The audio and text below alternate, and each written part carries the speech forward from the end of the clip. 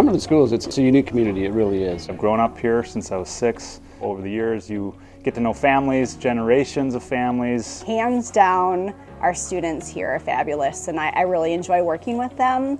I drive an hour here, but I couldn't imagine teaching anywhere else. I grew up in Cumberland and graduated from Cumberland. Just the community and the students are phenomenal. Our building needs to be updated. You can see our electrical problems. These are all original. This isn't a new conversation. This really should come as no surprise to anyone. This is a decade-old, if not longer, discussion about the high school. You know, it dates back to 2015 where we had a company come in and do a detailed analysis of specifically the high school. And then in 2016 we ran an operating referendum to maintain what we had. And even back then in that referendum there was a frequently asked question, when are you going to build a new high school?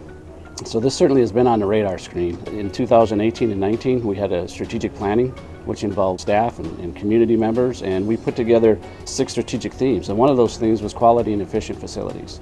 We ran our referendum in 2021. Unfortunately it failed by 174 votes, and since then we ran a community survey and we listened to that survey. And so as we move forward with this referendum, you're going to see it's very one-dimensional. It's very singular. There is no auditorium. There is no additional gymnasium. The combination of renovated space, which is a large portion of it, along with the new space, the emphasis is on an academic building for our students.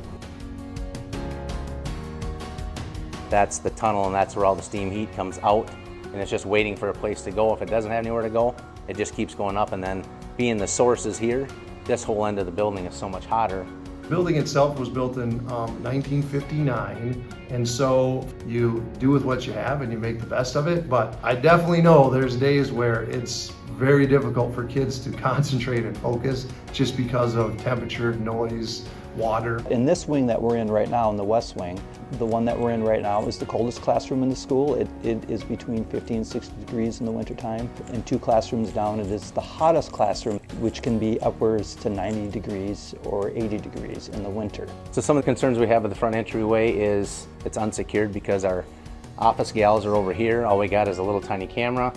The safety in the parking lot, the condition of our parking lot with traffic at the end of the day and at the beginning of the day. Power shop is on the left side here, small engines and automotive repair. On the right-hand side, we've got the machine shop. We don't have a way to basically see or oversee what's going on in different parts of the building at the same time. Career and technical education has changed a lot over the years, and the whole goal is to provide opportunities for our students to understand what it's like to be out in the workforce, and we're just out of date with equipment and facilities. This community has been tremendously supportive, and it's time now to look at this academic facility to facilitate the next 65 years.